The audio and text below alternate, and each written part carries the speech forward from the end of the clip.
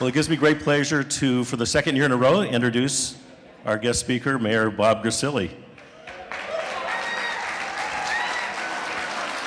And for those of you standing in the back, if you'd like to come up, there's still plenty of seats up here. We have quite a bit of room up here, so if you'd like to sit down, feel free to do that.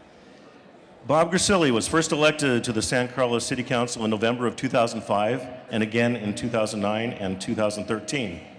This is his fourth time serving as mayor, first in 2009, again in 2013, and last year, 2017. Previously, he served on the San Carlos Planning Commission from 1994 until 2000, and on the Railroad Land Use Committee. Bob earned his MBA degree in finance from the University of California and a bachelor's degree in business from the University of San Francisco. He's a graduate of Sarah High School.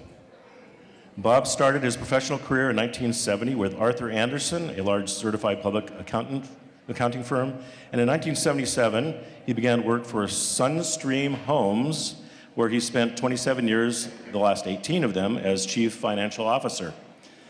Bob was born in San Francisco and moved to the peninsula at age 4. He's lived in San Carlos since 1983 and enjoys golf and travel, as well as volunteering for various charities on the peninsula. Please give a warm welcome for Mayor Bob Grassilli. Okay, so the first thing is, didn't we just do this last year? The second thing is, how many people came to hear me speak tonight? And how many people came because there was beer?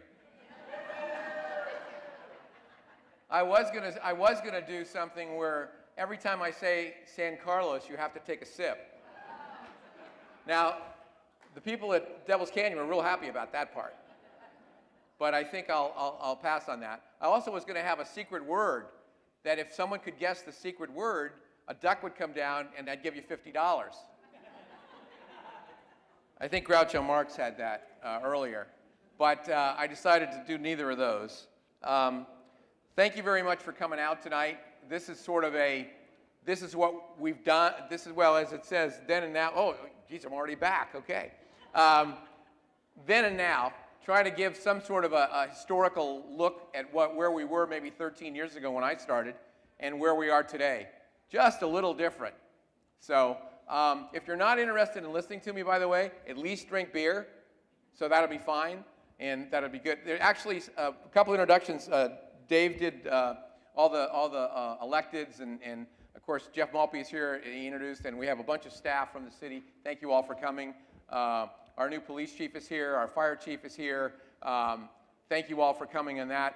And I have special guests who flew in just for this from New York. My cousin, Dr. Charles Michelli, and his wife, Patricia.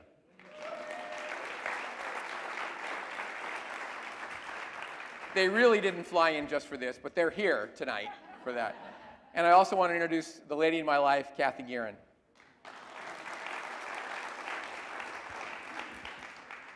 San Carlos is a great place to live. I've been here for 35 years, and I hope to be here another 35 years. So we'll get started. Lisa's gonna help me with the things, and basically we're gonna, as I said, go through a little bit of history. This feels a bit like the movie Groundhog Day.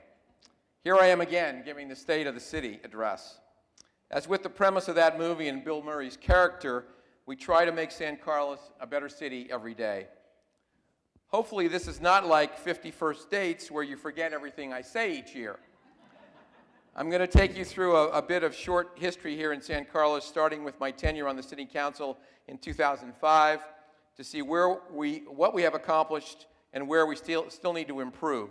Or, how did we get here and where are we going?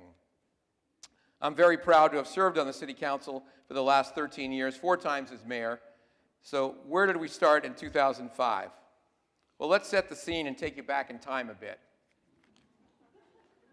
I don't know who those people are, but I think I'm related to one of them. I'm not sure.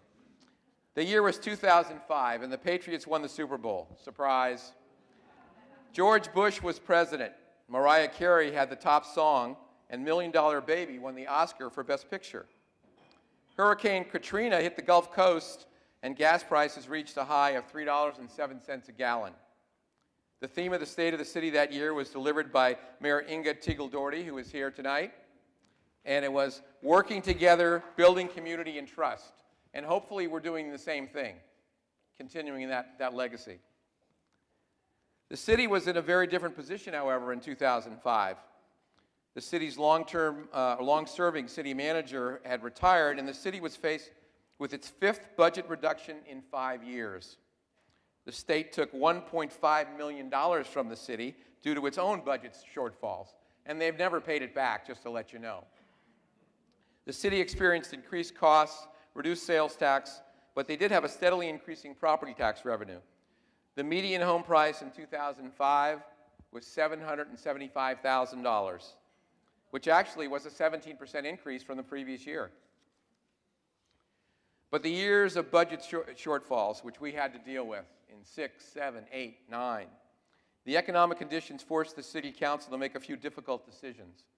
We reduced hours at city facilities. We reduced city employee benefits. We deferred projects that needed to be done. And we had to go to, and happily, luckily, which we've done shared services with police and fire. But at that time, it was very difficult to abandon our own fire department and our own police department.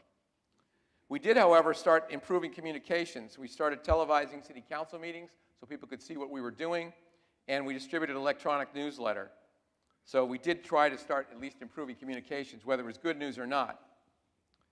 Development projects. It does amaze me sometimes that people say that government moves too fast in improving development projects. In 2005, Samtrans had just issued the request for proposal for the mixed-use development at the Transit Center. That was 13 years ago. It's currently under construction, and the units are being rented, I think, or soon to be rented in the first completed building. The city had also just received the Palo Alto Medical Facility project for review, of which the building, the medical center is built, the hospital not yet. So where are we in 2018? We are partway through the year, and where are we now? Well, as you recall, the Patriots lost the Super Bowl, and The Shape of Water won the Best Picture Oscar. We experienced significant natural disasters in California last year, and we're nearing drought status again, although this month it looks like we're getting out of that hole, hopefully.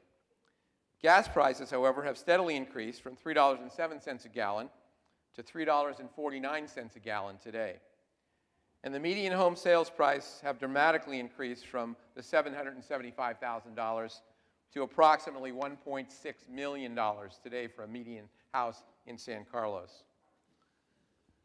Since 2005, we've also improved the city's fiscal stability by controlling expenses. We've joined with Redwood City on a fire contract. Thank you, Redwood City. We've joined with the County of San Mateo on a police contract. Thank you, County of San Mateo. We've also instituted 4 tiers in an effort to reduce our retirement costs. So the people that were here in 2005 had 1 retirement tier, and we have 3 additional ones that we instituted over the last 13 years to try to control our pension costs. More fiscal stability. We tried to improve the city's revenue sources and continue to look at other opportunities for income. With new hotel developments, we will gain new transient occupancy revenue. The new electronic billboards have increased the city's ancillary revenue. We've partnered with other agencies, as I mentioned, in the county to share financial services also, where the city of San Carlos is basically the fiscal agent for some of the smaller entities in the county. All of these revenue sources will help the city when the next economic downturn occurs, and it will occur. It's just a matter of time, because we have an up and down economy and always have. The city is putting, though, its additional revenue back into the community, shoring up our infrastructure for the next 40 years. Over the next few slides that will come up, we'll show you that we've done improvements on Industrial Road, East Side Connect, stormwater and flooding control projects. The Holly 101 interchange is going to be starting in approximately 4 months. And also pedestrian improvements along San Carlos Avenue and Holly Street corridors are planned. So as evidenced by the slide behind me, East Side Connect, over $3 million to improve the east side and connect it more to the west side. We have costs of El Camino and San Carlos Avenue, where we spent over almost $2 million to improve the look of those places. This is one that's special to me, channel sediment removal. It sounds so boring, it sounds terrible, it sounds expensive. But by doing that, when the rains come, and they will come again, when the water comes down, it won't back up. It's going to go all the way to the bay by taking all that sediment out. This is one of the large projects that we did. And also we did the parallel sewer project on Industrial Road for over $4 million. All the infrastructure that's in San Carlos was built in the 30s, 40s, 50s. Maybe even in the 60s, but I doubt it. All of this is 40, 50, 60 years old. That's where we have to put our money. That's where we have to put our time. That's where we have to put a lot of the money that we get. Because if we don't do that, we're going to have a terrific problem when the pipes break or when something else floods. Also, as I mentioned, we're going to be starting the project at Holly 101, or Holly Street and 101 interchange, and that's a $30 million project. But luckily, we got over $20 million from various groups, the MTA and the Transit Authority and whatever. So and basically, we're only going to have to pay about a third, and that's going to be a terrific bargain. We're also looking to the future for the quality of life for our citizens. The parks and replacement playground equipment, renovated restroom facilities, expanding our programs at the youth center, and also bring modern LED lighting to both Highlands and Burton Park to, again, in the long run, save money. We spent over almost $2 million at Crestview Park to improve the field up there as well as the facilities. We also improved all the bathrooms at Burton and also at Crestview. Park facilities, the Adult Community Center, over $3 million. If you haven't seen the new Adult Community Center, you have to go in there. It's much brighter, it's lighter, very much improved for our seniors. And also for the youth, we're going to improve, I think the project's going to start basically in the spring. We're going to put over $800,000 in our youth center to make sure that that's also up tip-top shape. Now, breaking news, we have development going on in town. I know you're all shocked. It sort of like reminds me of the movie Casablanca when Claude Rains comes up and goes, "Gambling? Gambling? I didn't know there was gambling here," as they hand him his money. But the city is currently experiencing, as you all know, a significant development activity due to a strong economy and the Silicon Valley business expansion, as well as expansion in the biotech industry. So some slides that are coming up, commercial development. The Meridian 25 development is currently under construction. If you've been on Industrial Road, I didn't realize how big 8 acres was, but boy, that's a big project, and it's going to be 530,000 square feet of A office complex on the 8 acres there. Commercial development with expansion of biotech and research and development in San Carlos. A new 26,500 square foot building was recently approved at 930 Britton, and we anticipate receiving an application to develop the adjacent property at 1030 Britton with a 100,000 square foot building of R&D, an incubator, and for office space. Private-public partnerships. This is something that, I think San Carlos has done a great job with over the years. We have 3 projects in San Carlos currently under construction, and those are examples of the successful private-public partnerships. The Transit Village development is a transit-oriented mixed-use development in partnership with Samtrans. The development includes 202 rental units with 10% affordable and 26,000 square feet of commercial space. This project also includes a public plaza in front of the train station and an upgraded multimodal transit center. The Wheeler Plaza development, which of course no one notices. The Wheeler Plaza development activates a city-owned surface parking lot and underutilized commercial buildings. The development includes a new parking structure with 252 parking spaces. That's 65 more than we had before. And it's going to open when? Please tell me soon? Soon. Anyway, we're going to have 252 parking spaces, no parking meters, and a lot more parking. Also, 100 new bicycle parking, 109 condominium units, and 10,000 square feet of new commercial space along San Carlos Avenue. And last, the landmark hotel development at Industrial Road and San Carlos Avenue is nearing completion with an opening date in mid-April. The underutilized commercial properties were acquired by the city. The city actually acquired the property, put it together, and sold it to a hotel developer for the construction of the 204 hotel rooms, 1,500 square feet of meeting space, and a new traffic signal on Industrial Road in East San Carlos. The hotel is expected to generate over $1 million in annual transient occupancy tax for the city of San Carlos. And as you know, all around the downtown, we're seeing new and mixed-use and multifamily developments. These projects are providing much-needed residential units in both rental and ownership. And then we have future development projects. L3 site was recently sold, and that's 10 acres. And I know the developer is going to be coming in with some sort of a project for that. Developer interest is also at the corner of Cherry and El Camino for office development. And we anticipate ongoing housing and mixed-use development. Community satisfaction. Despite the past issues, residents have reported a high satisfaction with local government. In 2014, 16, and 18, an average of 85% of the people surveyed stated they are satisfied with the job the city is doing to provide services to them. And that's what we hope to continue. So now we're in 2018 and beyond. What does the future hold? Parking constraints. Yes, we have a few of those, but it will help when we open up Wheeler Plaza. The city is going to continue to work towards developing a new employee parking lot for South Laurel businesses. Also considering options for downtown employee parking, how we're going to acclimate to that. And working with developers to discover shared parking, public parking opportunities with different buildings that are being built. Perhaps in off hours, we can use that for folks who want to park downtown. And improved wayfinding signs for parking, so when people come into San Carlos, they'll know where to go to park, which is always helpful. We're also going to be improving traffic and pedestrian safety. We're preparing a new bike and pedestrian master plan, and we're evaluating the pedestrian safety on San Carlos Avenue and Holly Street corridors to try to come up with some better solutions.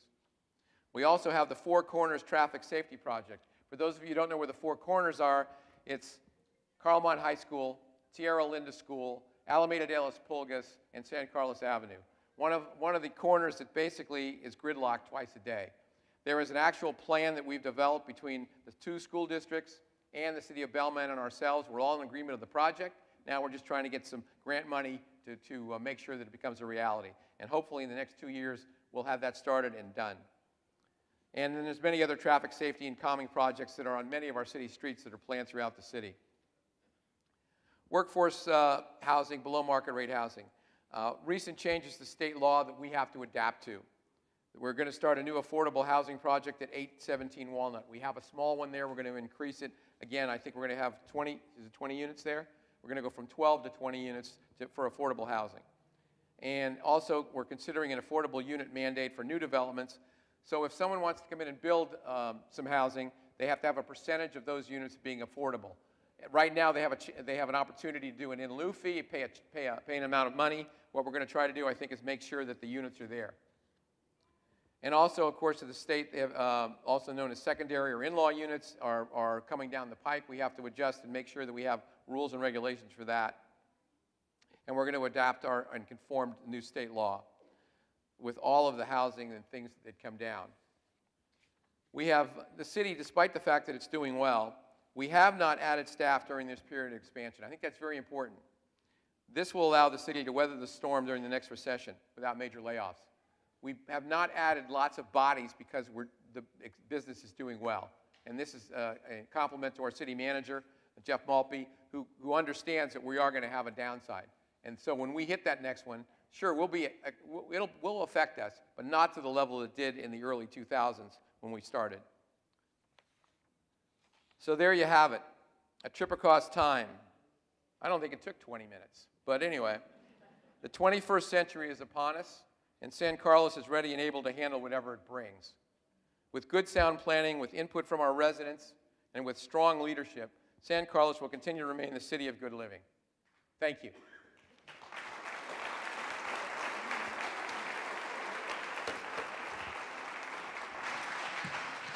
I wanted to mention that if anyone has any questions, I'm going to be right in here, wherever. Come on and ask me, and I'm not going away. So like I said, I'll be happy to answer anybody's questions that they might have relating to what I said or what any situation they may have. Thank you again.